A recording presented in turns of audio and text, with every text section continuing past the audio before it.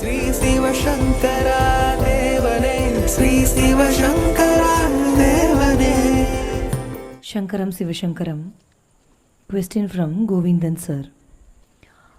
வள்ளலார் ஒரு கண்ணாடி முன் விளக்கேற்றி வைத்துவிட்டு கண்ணாடிக்குள் கந்தக்கோட்டத்து முருகனை பார்ப்பதற்கு பிரயத்தனம் செய்தார் என்றும் அதற்கு பெயர் சாயா புருஷ லட்சணம் என்றும் முந்தைய அருளுரை ஒன்றில் தாங்கள் தெரிவித்திருக்கிறீர்கள். வெளியில் காணப்படுகிற பொருளும் உள்ளே காணப்படுகிற பொருளும் ஒன்றுதான் என்று உணர்கிற நிலைதான் தன்னை அறிதல் என்று சொல்லும்போது வள்ளலார் மாதிரி மகான்கள் முருகப்பெருமான் அவருக்குள்ளேயே இருக்கிற நிலையில் ஏன் அவரை வெளியில் ஒரு கண்ணாடியில் தேட வேண்டும்? தியான பயிற்சியில் எத்தனையோ விதமான அணுகுமுறைகள் இருக்கின்றன. இந்த மனதை ஒருமுகைப்படுத்தி அந்த ஒளினை உருக்கி உள்ளொளி பெருக்கி என்ற நிலையை அடைவதற்காக, உள்ளொளி பெருக்கி உள்ளே இருக்குது ஆனால் அதை என்லார்ஜ் பண்ணுறதுக்காக பிரயத்தனங்கள் நிறைய இருக்குது. நான் சொல்லியிருக்கேன், காலையில் எழுந்திரிச்சு சூரியனை பார்த்து நம்முடைய நிழலை நாமளே பார்த்துக்கணும். இப்படி ஒரு 10 மாதம் 11 மாதம் நீங்கள் உங்கள் நிழலையே பார்த்துக்கிட்டு இருந்தால் அந்த குறிப்பிட்ட டைமுக்கு அப்புறம் உங்கள் எதிரில் இருக்கிற நிழல் இல்லையா, அது இப்படி தானே இருக்கும், அது எந்திரிச்சு நின்றும் உங்களுக்கு நேர் எதிரில் நிற்கும். அதுக்கு தான் சாயா புருஷ லட்சணம்னு பேர். எத்தனையோ மெத்தட்ஸ் இருக்குது, அதில் இது ஒன்று. பிரச்சனைகளில் ஒரு சாமி இருக்காங்க, அவங்களும் இந்த சிஸ்டம் தான் ஃபாலோ பண்ணுறாங்க. ஒரு கண்ணாடி வச்சுருவாங்க, அந்த கண்ணாடிக்கிட்ட ஒரு வேலு இல்லைன்னா ஒரு விளக்கு கட்டாயம் இருக்கும். வச்சுட்டு என்ன பண்ணுவாங்க, அந்த கண்ணாடிக்குள்ளே ஓப்பன் ஐ மெடிடேஷன்வாங்க. இந்த பிரம்மகுமாரிஸில் கண்ணை திறந்து தான் தியானம் பண்ணணும். எதிரில் ஒரு லைட்டு வச்சுட்டு அதையே பார்த்துன்னு சொல்லுவாங்க.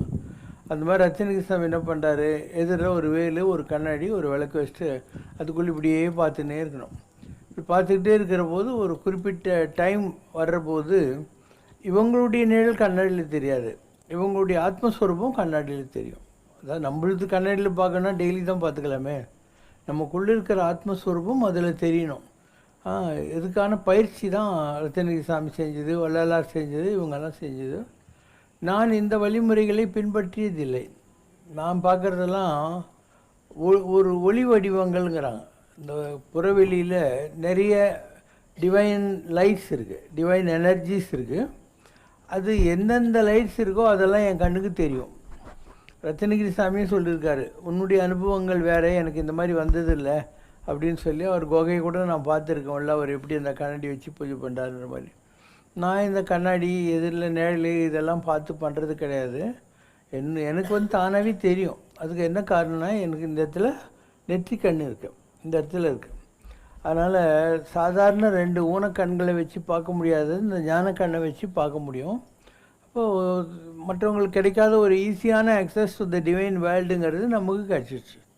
நேரிலே தேவரும் வந்தமர்ந்து நின்னிடத்தில் உசாவி செல்வர், இது பொய்யன்னு நீ வேட்டை சுட்டிடு அப்படின்னு விஸ்வாமித்திரர் அவருடைய நாடியில் சொல்லுவார். இப்போ நாம் இருக்கிற இடத்துக்கே தேவர்கள்லாம் வருவாங்க, நம்மக்கிட்ட பேசுவாங்க. இது இல்லைன்னு சொன்னால் நான் ஓலையை கொளுத்திடுறேன் அப்படிங்கிறாரு. எனக்கு கிடச்சிருக்கிற எல்லா தெய்வீக அனுபவங்களுமே அப்படி தான். கைலாசத்துக்கு போகிற போது நான் சொல்லியிருக்கேன் இல்லையா, விதவிதமான தெய்வ வடிவங்களை பார்த்துருக்கேன். முதல்ல எனக்கு வந்தது காயத்ரி இங்கே. அதுக்கப்புறம் காயத்ரி தரிசனம்லாம் கிடச்ச அப்புறம் நான் கங்கை தாயை பார்த்தேன், ஹரித்வாரில் ரிஷிக்கு பயிரிங்கிற இடத்துல. அதுக்கப்புறம் போகிற போது ஓம் பர்வத்துங்கிற இடத்துல 4 அடி உயரத்தில் பிள்ளையார் பார்த்தேன். அதுக்கப்புறம் முருகர் ஒரு சின்ன பையனாக பார்த்தேன். அவர் இவ்வளோ கல்லள்ளி என் கையில் கொடுத்து, மாமா இதை வச்சு அப்பாவுக்கு பெரிய கோட்டை கட்டுன்னு சொன்னார். அதுக்கப்புறம் 33 கோடி தேவர்களையும் தாச்சன் என்ற இடத்துல அப்படியே ஆகாசத்தின் அறிக்கை வரும்போது பார்த்தேன். எல்லோரும் அவங்க என்ன கும்பிட்டாங்க, ஆப் சாட்சாத் பத்ரிநாராயண் பகவான் ஹோ அப்படின்னாங்க. அதுக்கப்புறம் முதல் தடவை ஒரு மிலிட்ரி ஆஃபீஸர் மாதிரி சிவன் என் கூட நடந்து வந்தார், நான் மிஸ் பண்ணிட்டேன். சிறிசாமி தான் சொன்னார், யூ மிஸ்ட் இட் அப்படின்னாரு. அதுக்கப்புறம் மலையை சுற்றி வர்றபோது ஒரு தினம் மேலே அம்பாள் சிவன் 2 பேரும் ஒரு ரிஷி பத்தினி மாதிரி உட்காந்துக்கிட்டு என்னுடைய லைஃபு என்ன மிஷனு எல்லாத்தையும் என்கிட்ட பேசினாங்க. அதுக்கப்புறம் ஒரு தடவை யாரோ காதில் சொல்கிறாங்க, அஜ்மீர் கந்தூரி தர்கா போன்றாங்க. நான் அஜ்மீருக்கு போயிட்டு அங்கே சாயின் ஷான்னு ஒரு மகான் இருக்கார் இல்லையா, முஸ்லீம்களுக்கெல்லாம் பெரிய நபிகள் நாயகம் போஸ்டர் அவர் தான் இருக்கார், அவரை பார்த்துருக்குறேன். இப்படி எல்லா கடவுளுடைய வடிவங்களும் நமக்கு நேச்சுரலாகவே, நான் எந்த பிரயத்தனம் பண்ணதில்லை, யாரையும் நான் கூப்பிட்டதும் கிடையாது. இன்னும் சொல்லப்போனால் எனக்கு இதெல்லாம் பார்க்கணுங்கிற எண்ணம் கூட கிடையாது. I have no interest in all this thing. நான் தான் சொன்னேன், கடவுளே இப்போ நேரில் வந்தால் கூட எனக்கு ஒன்றும் வேணான்னு சொல்லக்கூடிய நிலையில் தான் நான் இருக்கேன். எனக்கு அது கொடு இது கொடுன்னு நான் கேட்கறது இல்லை. அந்த பழக்கமே நமக்கு கிடையவே கிடையாது. ஸோ எல்லா விதமான வடிவங்களையும் நாம் பார்த்தோம். அதுக்கப்புறம் யாகங்கள் செய்கிறபோது யாகத்தில் எந்தெந்த தெய்வங்களுக்கான யாகத்தை செய்கிறோமோ அந்த தெய்வங்கள்லாம் தங்களை வெளிப்படுத்தி கொண்டதுங்கிற மாதிரி எல்லாம் ஃபோட்டோவில் எடுத்து காட்டிட்டோம். நம்ம பலவிதமான அனுபவங்கள், நம்முடைய முற்பிறவிகளுடைய ஆத்மா சொரூபங்கள் என்ன, அதெல்லாம் நம்ம பார்த்துருக்கோம். ஸோ இட்ஸ் என்ன பாதை, தனிப்பாதை.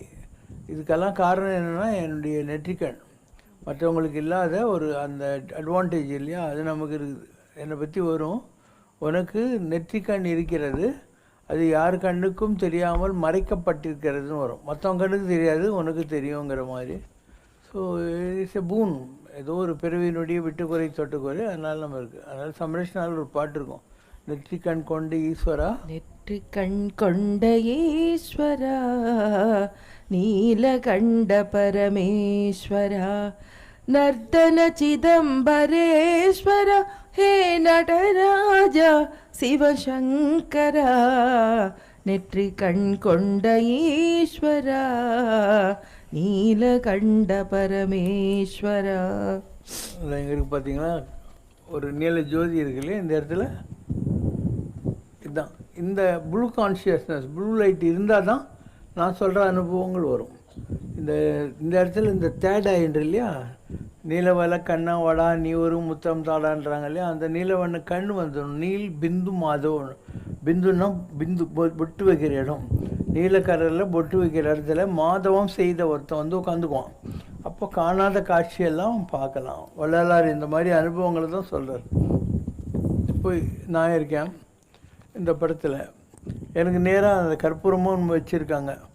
இப்போ நான் வந்து என்னுடைய ஆத்மாவை தரிசிக்கிறேன். அந்த கற்பூரத்துக்குள்ளே பார்த்தீங்கன்னாக்கா சில பின்னால் ஜடை இருக்கிற மாதிரி கையை இப்படி வச்சுக்கிட்டு 8ஆம் நம்பர் இதில் இருக்கும். என்னுடைய ஆத்மஸ்வரூபம் இது, அஷ்டாட்சாரம் பண்ணுறாங்க இல்லையா அது. அப்போ நான் என்னுடைய உடம்புலேருந்து ஆத்மாவை தரிசிக்க முடியுது. உடம்பும் ஆத்மாவும் ஒன்று தரிசிச்சுக்குது இல்லையா. இதெல்லாம் தான் நமக்கு கிடைச்ச மிகப்பெரிய அனுபவங்கள். இது எல்லாருக்கும் கிடைக்காது, ஏதோ ஒரு வகையில் நமக்கு கிடைச்சிது. இப்போ இந்த படத்தில் பாருங்கள், எனக்கு கற்பூரம் காட்டுறாங்க. அதுக்கு நேராக உங்கள் கண்ணுக்கு தெரியாது. இப்போ என்ன கற்பூரம் காட்டுற போது உங்கள் கண்ணுக்கு தெரியாது, ஆனால் என் கண்ணுக்கு தெரியுது பற்றி. அதோ இங்கேருந்து ஒரு ஒயிட் லைட்டு பாஸ் ஆகுதா என்னுடைய நெற்றி கண்ணுக்கு. இங்கே அம்பாள் நிற்கிறா பாருங்கள் அந்த கற்பூரத்தட்டில். இதெல்லாம் ரொம்ப பெரிய நிலைகள். அதனால் அலெக்ஸ் சித்தர்னு ஒருத்தர் இருந்தார், ரொம்ப பெரிய ஆள். அவர் கூட முருகனுடைய ஒரு அம்சம்தான். அப்போ அவர் சொல்லுவார், நீ என்ன புலம்பினே இருக்க, உனக்கு கிடைச்சதில் 1000ல் 1 பங்கு அனுபவம் எனக்கு கிடைச்சிருந்தா கூட நான் பூமிக்கு ஆகாசத்துக்கு நடுவில் குதிப்பேன்.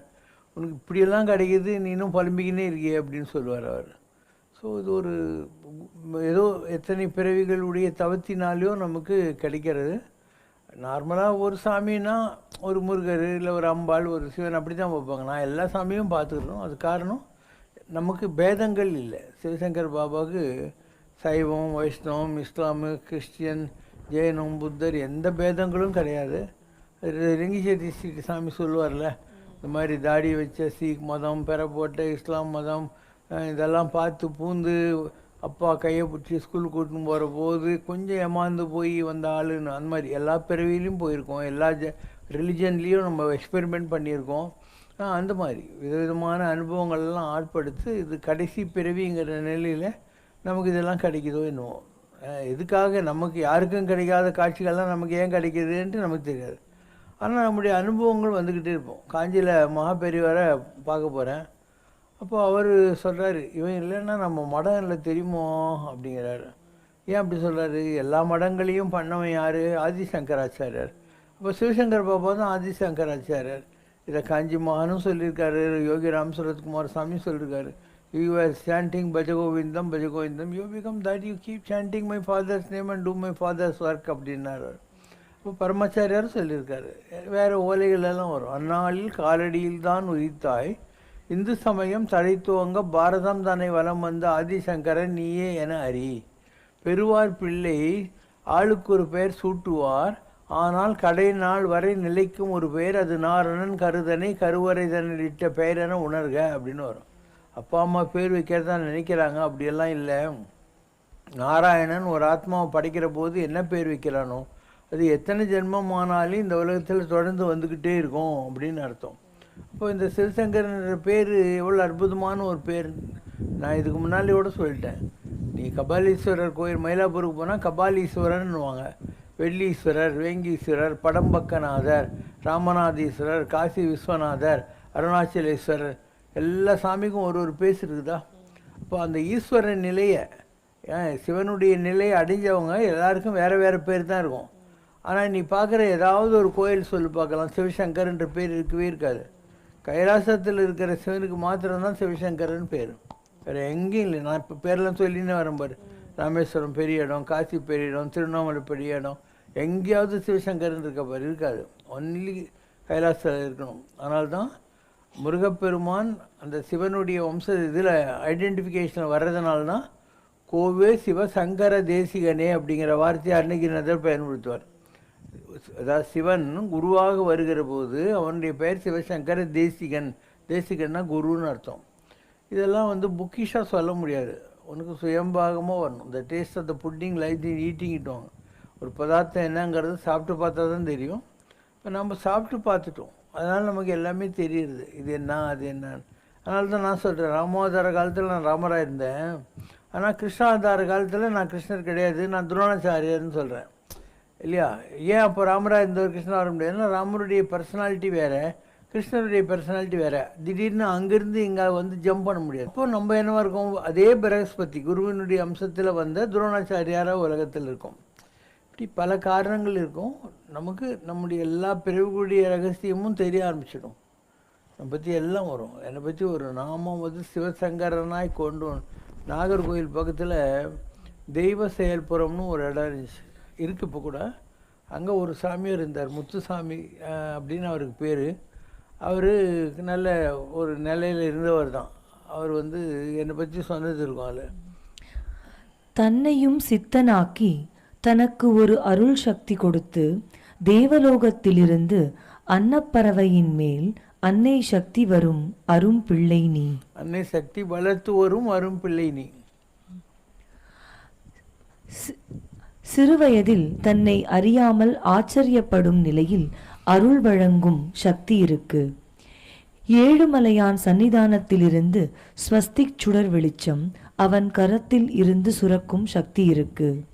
சித்தர்கள் கூடும் இந்த எல்லையில் அகத்தியருக்கு பூஜைகள், சித்தர்களும் நவ கன்னிகளும் வந்திருக்கு. சர்வ சக்தியும் பெறப்போகும் இந்த அருள் பிள்ளைக்கு மகேஸ்வரன் அருள் சக்தி உண்டு. கொங்கண முனிவரின் அருள் சக்தியில் நவ திருப்பதியும் தன் பூஜை அறையிலேயே ஜோதி ரூபத்தில் அருளோடு அமைத்து கொடுக்க கொங்கண முனிவர் கன்னியாகுமரி பகவதி ஆலயத்தில் சித்தாடல் புரியும் மாயம்மா ரூபத்தில் இங்கு காட்சி கிடைக்கும். ஐயப்பனை கூட்டுக்குள் இறக்கி சொல்ல வைக்கும் மறு ஜென்மம் கிடையாது, பின் தேவலோகத்தில் அருள் பணி செய்யும் பாக்கியம் இருக்கு. சித்தர்கள் இருக்கும் இடத்தை பற்றியெல்லாம் சிந்திக்க வைக்கும் சக்தி இருக்கு. கொங்கண முனிவரின் அருள் சக்தியாம் தன் இச்சையை நிறைவேற்றும் சக்தி இருக்கு. உன் எல்லையில் மகா சக்தி இருக்கு. இதெல்லாம் எங்கே 1984-85 ரேஞ்சிலேயே அவர் சொல்லிட்டார் இந்த மாதிரி. ஸோ நம்ம எல்லாத்தையும் பார்த்துன்னு தான் உட்காந்துருக்கோம். 84ல் இந்த உடல் வேறு ஆன்மா வேறாக பிரிந்த அனுபவம் வந்த நாள்லேருந்தே இந்த அனுபவங்களெல்லாம் வர ஆரம்பிச்சிச்சு. அப்படியே ஒரு 92ல் எல்லாமே பெர்ஃபெக்ட் ஆயிடுச்சு. 8 இயர்ஸில் 84ல் ஆரம்பித்து 92க்குள்ளே காணாத காட்சியெல்லாம் கண்டுட்டோம், பார்க்காத அனுபவங்களெல்லாம் பார்த்துட்டோம். உலகம், ஞானம், அனுபவம், ஆத்மா எல்லாத்தையும் புரிஞ்சுக்கிட்டோம் நாம். ஸோ 8 இயர்ஸில் 92 அந்த ரேஞ்சுக்கு மேலே டோட்டலி எக்ஸ்பீரியன்ஸ் எல்லாம் வந்து கம்ப்ளீட் ஆகிடுச்சு. இன்னும் அதுக்கு மேலே ஒன்றும் இல்லைங்கிற மாதிரியான நிலைகள் இது எல்லாருக்கும் வர்றது தான். ஆனால் எல்லாருக்கும் வருமானு சொல்ல முடியாது. எல்லாருக்கும் பாசிபிள், ஆனால் அடையிறதுக்கு அதிர்ஷ்டம் இருக்கணும், இல்லை ஏதோ நம்ம பெரியவங்க செஞ்ச பூஜை இல்லை நம்ம செஞ்ச பூஜை ஏதாவது இருக்கணும். அதனால தான் அவர் சொல்லுவார், ஆணி பொன்னம்பலத்தே நான் கண்ட காட்சி அற்புத காட்சியடி ஜோதி மலை உண்டாச்சுதடி. இதெல்லாம் வள்ளலாருடைய அனுபவங்கள். ஆணி பொன்னம்பலம்னா ஒரு கோல்டன் ஔரா, அதை பார்த்தேன் நான். அது ரொம்ப அற்புதமாக இருந்தது. ஜோதியில் ஒரு மலையை பார்த்தேன், ஜோதி மலை உண்டாச்சுதடி. இப்படியே சொல்லிவிட்டு லாஸ்ட்டில் நான் பெற்ற பேர் சாமி அறிவாரடி, ஓதி முடியாதது என்ன, எனக்கு சொல்ல தெரியல. அந்த அனுபவங்கள் பூராவும் கடவுளுக்கு தெரியும்ன்றார். ஏன்? நான் ஒழிந்து நீ ஆக வேண்டும், நான் வேறு எனாதிருக்கும் நீ வேறு எனாதிருக்கும் பவதீதம். அப்போ நாம் இருக்க மாட்டோம், அந்த நேரத்தில் கடவுளே உள்ளே வந்து உட்காந்துக்கிறார். இப்போ எல்லா அனுபவம் என்ன அவருக்கு கிடைக்கிறது. நான் வேறு எனாதிருக்கும் நீ வேறு எனாதிருக்கும்ங்கிற ஒரு நிலையை நாம் அடைஞ்சிடுவோம். இது எப்படி எக்ஸ்பிளைன் பண்ண முடியும் இல்லையா? அதனால் தாய்மானவர் போன்ற மகான்கள் எல்லாருமே இதை சொல்லியிருக்காங்க. அந்த மாதிரி இந்த அனுபவங்கள் இன்னொருத்தர் கற்றுக் கொடுத்து கட்டி கொடுத்த சாதம் மாதிரி கிடையாது. அவங்கவுங்களுக்கு இந்த அனுபவங்கள் வர்ற போது தான் அது என்ன ஏதுன்றது புரியும். அது சுயம்பாகம். சுயம்பாகம்னா உனக்காக தெரியணும்.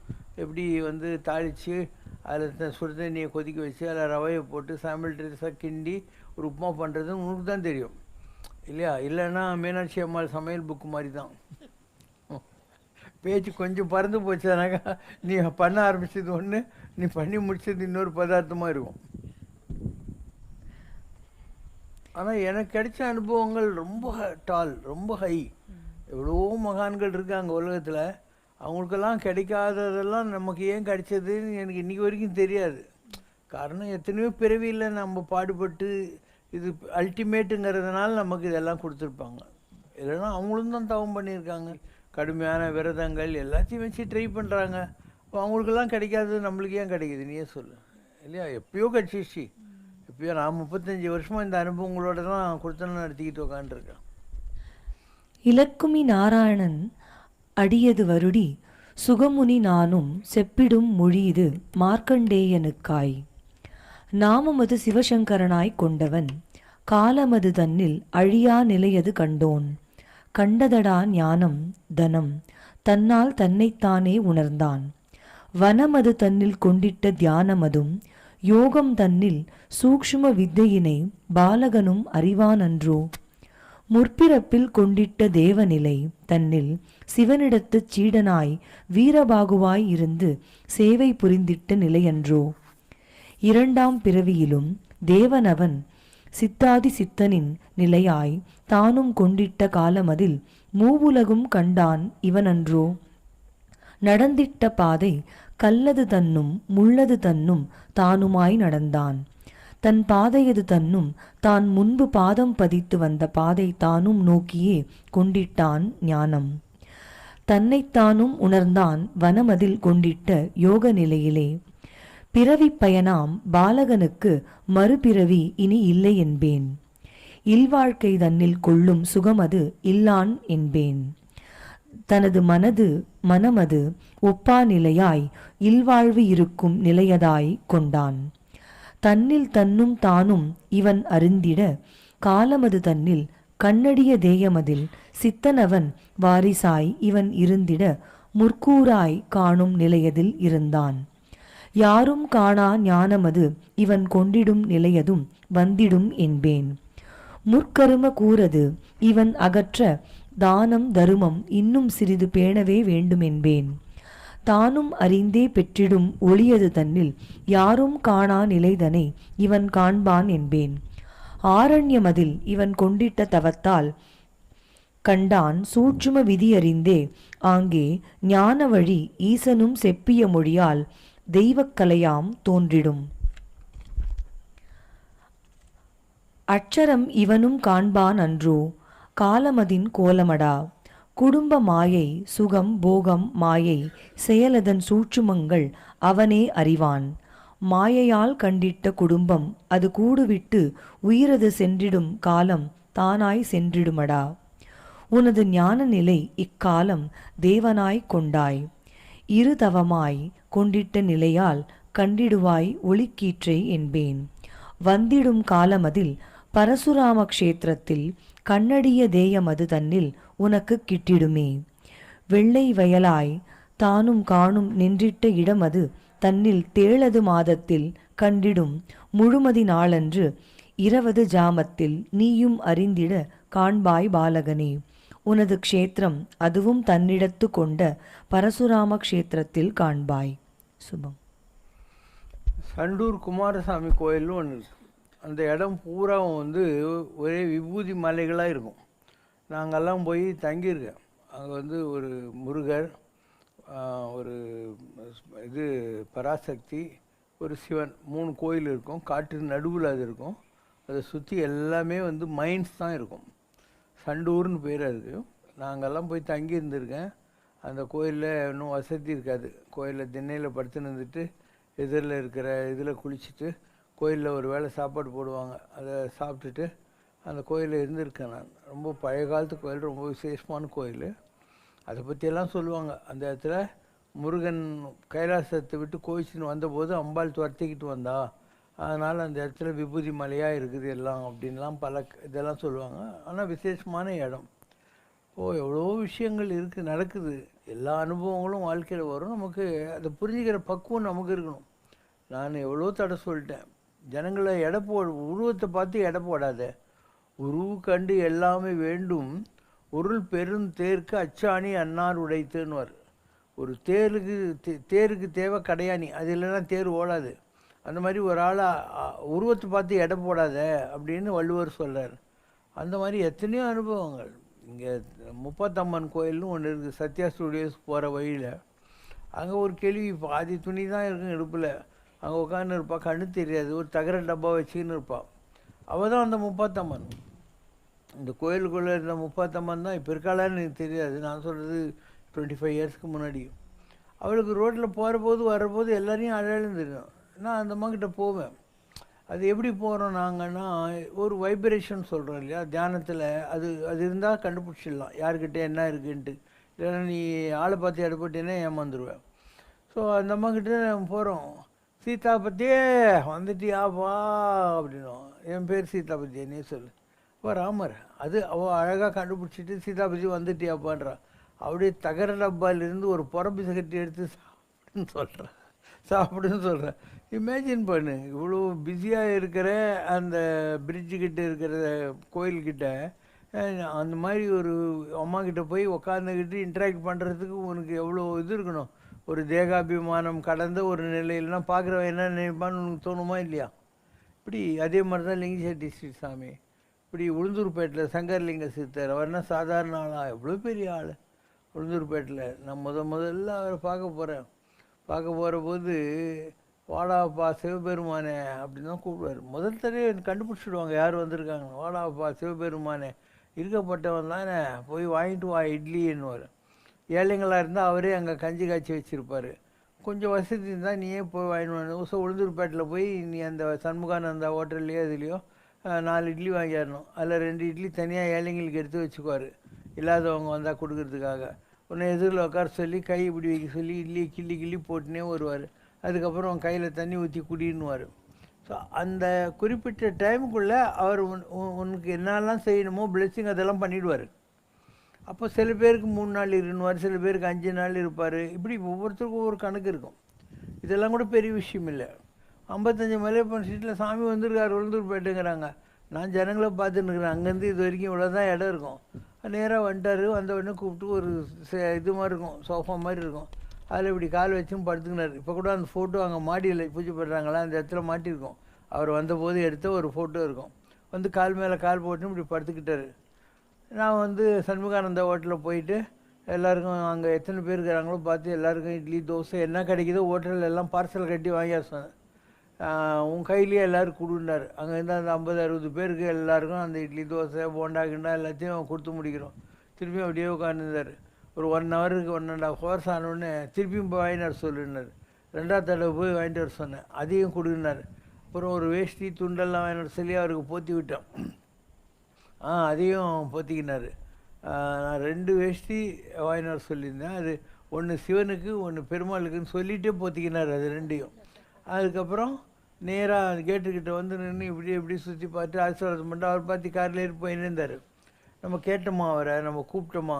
அதனால் மகான்களுக்கு தெரியும் உலகத்தில் யார் இருக்காங்க, எங்கே இருக்காங்க, அவங்க எப்படியெல்லாம் ஹானஸ்டாக இருக்காங்களா டிஸ்ஹானஸ்டாக இருக்காங்களா யோகியங்களா எல்லாம் கடவுளுக்கு தெரியும். அதனால் பைபிளில் வரும், தகுதி உடையவன் எவனோ அவனுக்கு எல்லாம் கொடுக்கப்படும் அப்படின்னு. நம்ம மெரிட்டோரியஸாக இருக்கணும், டிசர்விங்காக இருக்கணும். இப்போ எல்லாம் நம்மளை தேடி வரும், நம்ம எங்கேயும் அலையவே தேவையில்லை, தானாகவே எல்லாமே நடக்கும். என் வாழ்க்கை நடந்ததெல்லாம் அப்படி தான். இப்போ ரத்னகிரியில் ஒரு சாமி இருக்காங்கன்னு ஏதோ ஒரு அருணாச்சல மகிமையில் பரணிதரன் எழுதியிருந்தான் அந்த காலத்தில் 1968. அப்போ தான் சாமியார் வந்து உட்காந்த ரீபியில் கிழக்கா இருந்தவர் மலை மேலே போய் உட்காந்துட்டாருன்ட்டு. நான் எங்கேயோ நியூட்டன் கன்ஃபெஷனரி சித்தூருக்கு போவேன் அப்போல்லாம் பிஸ்னஸ்க்காக. போயிட்டு வர்ற வழியில் இந்த மலை தான் இருக்கும் போகிறதுன்னு மலை மேலே போகிறேன். அப்போ ஒன்றுமே இல்லை, சுண்ணாம்பு கோயில் 8 அடிக்கு 8 அடி, வெறும் மொட்டை பாறை தான் அந்த இடத்துல இருக்கும். என்னை பார்த்த உடனே அங்கேருந்து நேராக என்கிட்ட வந்தார். வந்துட்டு இதற்கு முன் இங்கே வந்திருக்கிறாயா அப்படின்னு எழுதினார். நான் வரல சாமின்னேன். அதுக்கப்புறம் எனக்கு ஒரு அந்த முள்ளில் கொண்டு போய் கழிச்சிட்டு அவர் சொன்னார், நீ மோட்டர் சைக்கிள் வந்தாய், விட்டு விடு, கார் கிடைக்கும் அப்படின்னாரு. அப்போ என் முதலாளிக்கே கார் கிடையாது, நமக்கு எங்கடா கார் வர போகுதுன்னு நான் தமாஷா நினச்சி வந்துட்டேன் நான். அதுக்கப்புறம் நான் வந்த மோட்டர் சைக்கிளில் ஒரு ஆக்சிடெண்ட் ஆச்சு. 1 மாதம் கழித்து அவர்கிட்ட போனேன் நான். இப்போ ஏன் சாமி எனக்கு எப்படி ஆக்சிடெண்ட் ஆச்சுன்னு உனக்கு தெரியும். நான் மரமலை அடிகள் எழுதிய தொலைவில் என்ற புத்தகத்தை படித்து பாருனார். அங்கே தான் லிங்கிசேட்டி ஸ்ட்ரீட்டில் மரமலை அடிகள் லைப்ரரி இருக்குது. போய் பார்த்தா அது இதுதான். உட்காந்துக்கிற இடத்துல காற்றுல ஈத்தர் இருக்குது, இதில் ஒளியும் போது அதே மாதிரி ஒரு பவர் சில மகான்களுக்கு கிடைக்குது. அதனால் அவங்களுக்கு இப்படி காற்றுல போயிட்டுருக்கிற ஒளிகளையும் பார்க்கலாம், சத்தங்களையும் கேட்கலாம். இந்த மாதிரி பவர் கிடைக்குது அப்படின்னு அர்த்தம். அது விளக்கம் கிடைக்கும் அந்த மாதிரி. அப்போ நமக்கு வேண்டியவங்களுக்கு ஏதாவது எங்கேயாவது நடக்குது, நம்முடைய இன்டர்வென்ஷன் ஆஃப் ப்ரேயர் ஏதாவது தேவைப்படும்னாக்கா நமக்கு இங்கேயே தெரிஞ்சிடும், நம்ம கண்ணெதிரிலே தெரியும். இப்படி எத்தனையோ விதமான அனுபவங்கள் தான். நான் என்ன புக்கை படித்தா சாமியான எல்லாம் அடிபட்டு மிதிப்பட்டு காட்டுக்கு போய் மொட்டுக்கு போய் ஒவ்வொரு விதமான அனுபவங்களை அடைஞ்சி அதுக்கப்புறம் ஆனால் தான் நான் சுயம்பாகமாக இருப்பேன். எப்பயும் எந்த கேள்வியாவது கேட்டேன்னாக்கா நான் உடனே பேச ஆரம்பிச்சிடும். ஒரு அடுத்த நிமிஷம் பேச ஆரம்பிச்சிடும், யோசனை கூட பண்ணவே மாட்டேன். இதெல்லாம் எங்கேருந்து வருது? குலவித்தை கல்லாமல் பாகம் படும்னுவாங்க. இதெல்லாம் நமக்கு தெரிஞ்சிருக்கு ஏற்கனவே பிறவிகளில், அது தானாக வெளியே வருது. Manifestation of the perfection that is already inside you அப்படின்றாங்க. தானாக தான் இந்த அனுபவங்கள்லாம் வருது. உலகத்தை, ஞானத்தை, கடவுள்கள், எது கரெக்டு இல்லை எல்லாம் நமக்கு அப்படி தான் தெரியுது. இது ஒரு பெரிய சப்ஜெக்ட் ஆன்மீகம். ஜனங்க இதுக்கு தயாராக இல்லைங்கிறது தான் வருத்தத்துக்குள்ள விஷயம். அவங்க எல்லாத்தையும் தேடுறாங்களே தவிர உலகத்திலே ரொம்ப பெரிய விஷயம் இந்த ஞானம்தான். இதை தேடுறதுக்கு ஆள் கிடையாது. அதனால் இது அடைஞ்சிட்டா ஒன்றுமே ப்ராப்ளம் இல்லை. இந்த உலகத்தில் செத்தாரை போல் திரின்னு ஒருத்தன் செத்து போட்டான்னா அவனுக்கு மானம் அவமானம் சுகம் சோகம் இன்பம் துன்பம் ஏதாவது இருக்குமா? ஒன்றும் இருக்காது. நம்மளும் அந்த மாதிரி ஆகிடுவோம். நம்மளை யாராவது பாராட்டினாலையும் சந்தோஷம் இல்லை, யாராவது நம்மளை குறை சொன்னாலையும் வருத்தம் இருக்காது. இதுதான் அது. அதனால தான் திருவள்ளத்தில் இருந்த சாமி ஒரு தடவை சொன்னார், இங்கே தான் ஹவுசிங் போர்டு நடராஜன் வீட்டுக்கு வந்து இந்த அசோக் பில்லர்கிட்ட. அப்போ அவர் சொன்னார், எல்லாம் மௌனம்னு பேப்பரில் 10 வரி எழுதின்னு உட்காந்துனுங்கிறான், அதுவாக மௌனம். எதிராளி நம்ம மூஞ்சியில் காரி துப்புனா கூட நம்ம கோபம் வரக்கூடாது, அதுதான் மௌனம். இல்லைனா கைக்கும் வாய்க்கு இருக்கிறத மௌனம் சொல்லியிருக்கிறான் உலகத்துலலாம் அப்படின்னு வர்றார். அதுதான் ஹையஸ்ட் லெவல். நீ என்னை பாராட்டினாலும் சரி திட்டினாலும் சரி எதை பற்றியும் கண்டுக்கூடாது. நமக்கு நம்ம ஒர்த்து தெரிஞ்சால் மற்றவங்க சர்டிஃபிகேட்டை பற்றி நமக்கு என்ன இருக்குது? நம்ம வந்த வேலை நமக்கு தெரியும், நமக்கு என்ன பவர் இருக்குது என்ன இல்லைன்னு தெரியும். Will be guided by the indwelling spirit within us. அதை வச்சுக்கிட்டு நாம் போக வேண்டியது தான் வாழ்க்கையில். சத்தியமே லட்சியமாய் கொள்ளடா, தலை நிமிர்ந்து செல்லடா, எத்தனையோ மேடு பள்ளம் வழியிலே அத்தனையும் தாண்டி காலை முன்வையடாங்கிற மாதிரி போயினே வேண்டியது தான். ஜனங்க நம்மளை பாராட்டணும், இல்லை மரியாதை, நம்ம ஃபோட்டோ வச்சு கும்பிடணும், இதுக்காகவா நம்ம உலகத்தில் வந்தோம்? இவன் கும்பிட்டா நமக்கு என்ன, கும்பிடா கட்டின்னு நமக்கு என்ன இல்லையா? நம்ம வந்த வேலை நமக்கு தெரியும், நம்ம ஒர்த்து நமக்கு தெரியும். நம்முடைய ஒர்த்து யாருக்கு தெரியுமோ அவங்களுக்கு தெரியும். So we have to proceed in the way we feel like doing, right?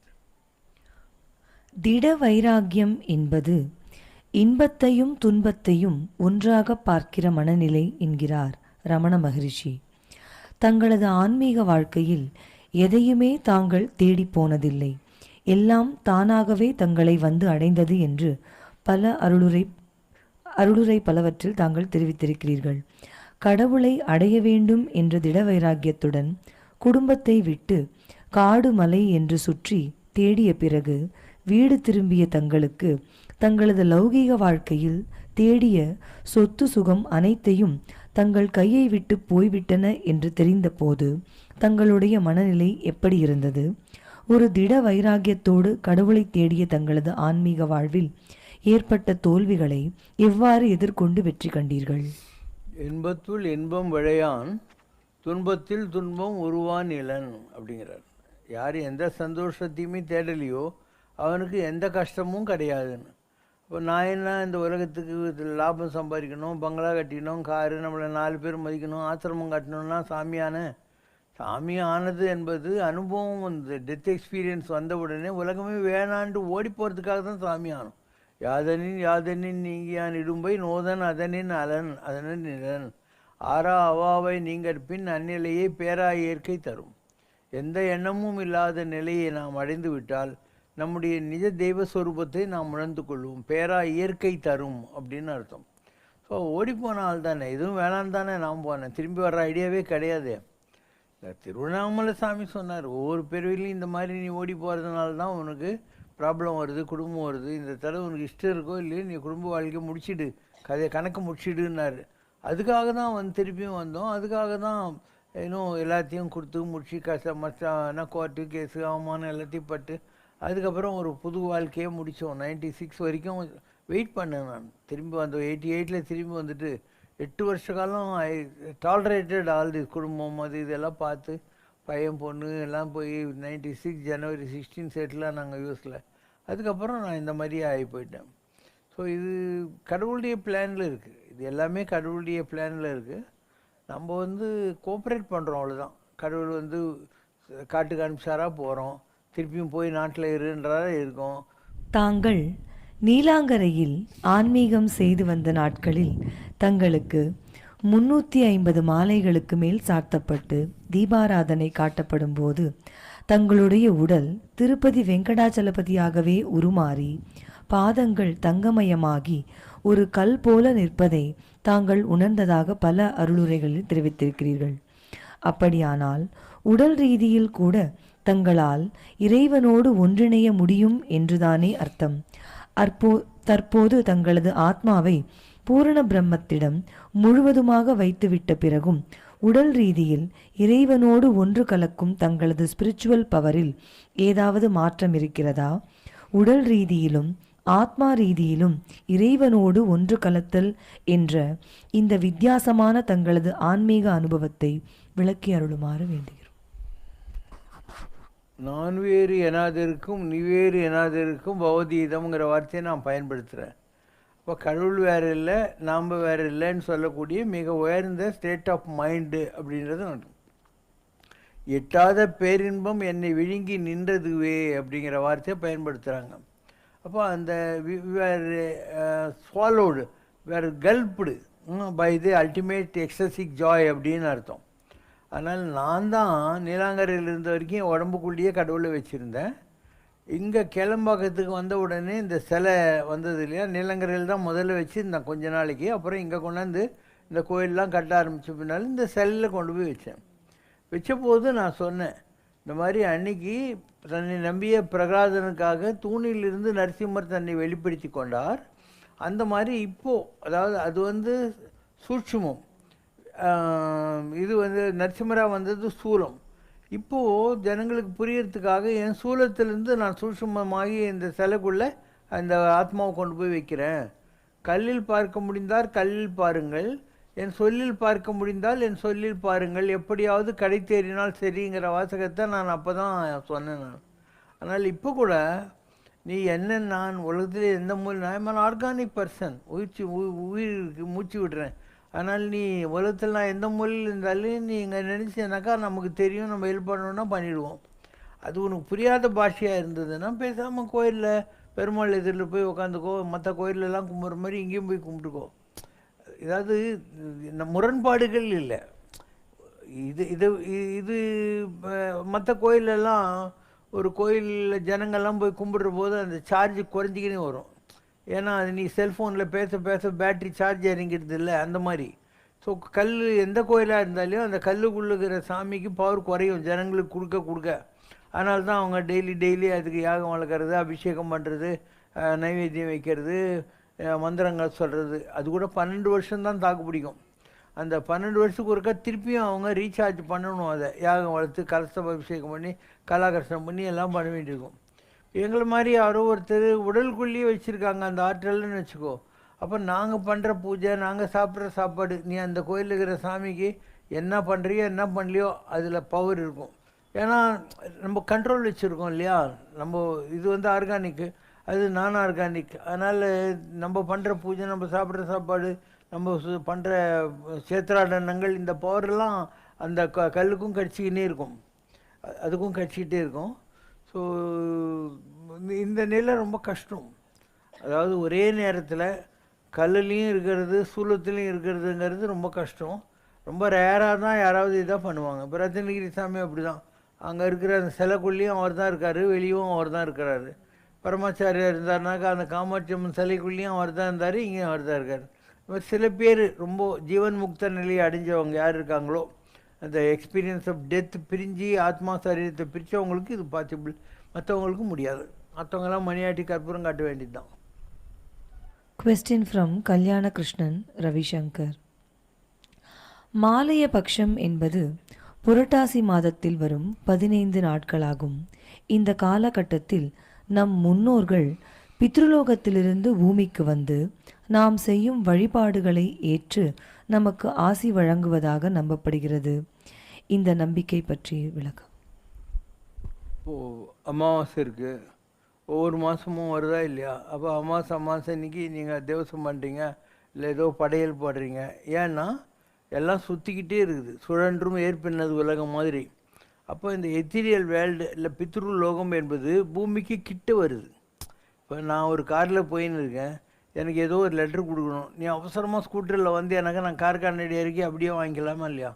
அந்த மாதிரி பித்ருலோகமும் இந்த பூமியும் ரொம்ப கிட்ட வரக்கூடிய நாட்கள் தான் இந்த மாதிரியான நாட்கள் எல்லாம். ஸோ அந்த நேரத்தில் நீங்கள் அவங்களுக்கு கொடுக்குற ப்ரேயர்ஸு, அவங்களுக்கு படைக்கிறதெல்லாம் அவங்களுக்கு ஈஸியாக கிடைக்கும்ன்றதுனால தான். எவ்ரி டேவும் படித்தாலையும் கிடைக்கும் அவங்களுக்கு. But when there is a close proximity, so easy for you to exchange pleasantries. கருப்பு எள் மற்றும் வெள்ளை எள் ஆகியவை வேறுபட்ட பண்புகளை கொண்டுள்ளன. அவை சனீஸ்வரர் மற்றும் சுதர்சனத்துடன் தொடர்புடையதாக கருதப்படுகின்றன. அதன் தூய்மையான மற்றும் பிரகாசமான நிறம் காரணமாக பகவான் விஷ்ணுவின் சுதர்சனத்தை வெள்ளை எள்ளால் திருப்தி செய்ய பயன்படுத்தப்படுகிறோம். அதுபோல கருப்பு நிறம் மற்றும் பூமித்தன்மை காரணமாக அதே சமயம் சனீஸ்வர பகவானுக்கு மிகவும் உகந்ததாக கருதப்படுகிறது கருப்பு எள். இந்த செய்தி பற்றி விளக்கவும். உங்கள் வீடுகளில் நீங்கள் பூஜையெல்லாம் பண்ணுறீங்க, பண்ணுறபோது இந்த நவகிரகங்கள் இருக்கு இல்லையா, அதுக்கு ஒவ்வொன்றுத்துக்கும் ஒரு தானியம் இருக்கும். சந்திரன் சொன்னால் அரிசி, சனீஸ்வரன் சொன்னால் எள், இது கோதுமை, இந்த மாதிரி இருக்குது இல்லையா. பச்சை புதனுக்கு ஒன்று, சுக்கரனுக்கு ஒன்று, இந்த மாதிரி எல்லாம் இருக்கும். அதுதான் அந்த 9 தானியங்களை நீங்கள் வைக்கிறது, 9 கலசம் வைக்கிறது. அதில் ஒவ்வொரு பிளானட்டுக்கும் ஒவ்வொரு கலர் இருக்குது. அதனால் அந்த கலசங்களுக்கு நீங்கள் அந்த ப்ளூ, ரெட்டு அந்த மாதிரியான துணிகளை ஒரு ரவிக்கப்பட்டு மாதிரி வாங்கி சாத்துறீங்க இல்லையா. இதெல்லாம் வந்து விஞ்ஞானத்தில் அவங்க ஏதோ ஒரு காலத்தில் நம்ம பெரியவங்க டெலஸ்கோப்பு இந்த மாதிரியான விவங்கள் இல்லாத போது அந்த கிரகங்கள் எந்த கலரில் இருந்திருக்கும் எப்படின்லாம் தெரிஞ்சு வச்சுருந்துருக்காங்க. அதனால் நாம் அந்த நவகிரகங்களுக்கு பூஜையெல்லாம் செய்கிற போது நம்ம பெரியவங்க மூத்தோர் சொல் வார்த்தை அமிர்தம் அப்படிங்கிற மாதிரி அவங்க மேலையார் செய்வனகள் இல்லை சொல்வனகள் நமக்கு அவங்க உணர்த்திட்டு போயிருக்கிறதுனால நம்ம அந்த கலர் வஸ்திரம், அந்த தானியம், இல்லை அந்த தானியத்தால் செய்யப்பட்டு ஏதோ ஒரு நைவேத்தியம் இதெல்லாம் படைச்சிட்டு நம்ம பூஜைகளெல்லாம் செய்கிறோம். இதெல்லாம் விஞ்ஞானபூர்வமாக நம்ம பெரியவங்க சொன்னதே இல்லை. அவங்க இதெல்லாம் பார்த்த ஆன்றவிந்தடங்கிய கொள்கை சான்றோர்ன்ற மாதிரி இருக்கிறவங்க இருந்திருக்காங்க. அதனால் அவங்க சொல்கிறாங்க இதெல்லாம் இருக்குதுன்னு. அதனால் பரமாச்சாரியார் தெய்வத்தின் குரலில் ஒரு ஆர்டிக்கல் எழுதியிருக்கார், எள்ளும் தண்ணீரும் எங்கே போயின அப்படின்னு அந்த ஆர்டிக்கலுக்கு பேர். அதில் சொல்கிறார், இந்த பித்திருக்களுக்கு நாம் படைக்கிறது என்ன ஆகுது, நிஜமாக அவங்களுக்கு போய் சேருதா இல்லையா, அதெல்லாம் பற்றி ரொம்ப விஸ்தாரமாக அந்த கட்டுரையில் எழுதியிருக்காரு. ஸோ நம்ம பெரியவங்க சொன்னதை பிளைண்ட் ஃபாலோ பண்ணால் போகிறோம். இந்த காலத்தில் தான் இந்த விஞ்ஞானிங்க அதையும் இதையும் கட்டிக்கிட்டு $1 பில்லியன் செலவு பண்ணி ஒன்றுத்தையும் அரேஞ்ச் பண்ணிருக்காங்க. அந்த காலத்தில் அவங்க கண்ணை மூடின்னு உட்காந்து தவபலத்தினாலே எல்லாத்தையும் பார்த்துட்டாங்க.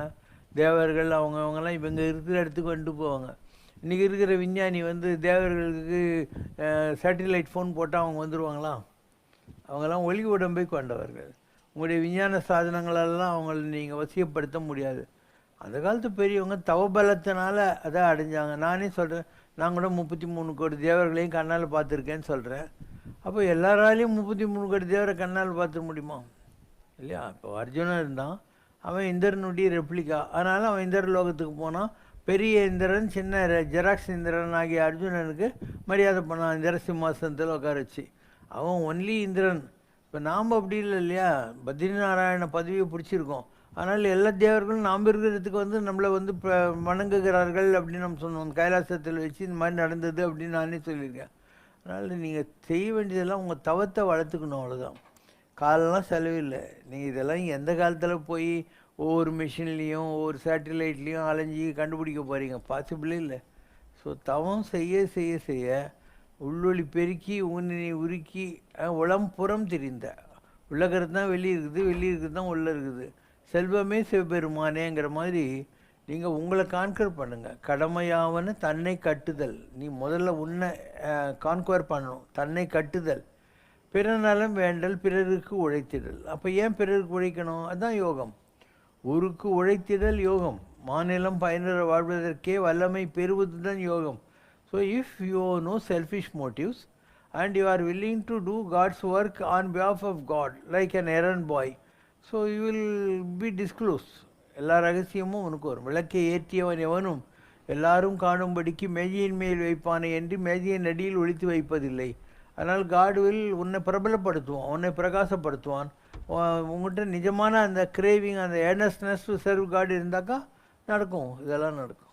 குறை ஒன்றுமில்லை மறைமூர்த்தி கண்ணா, குறை ஒன்றும் இல்லை கண்ணா, குறை ஒன்றுமில்லை கோவிந்தா.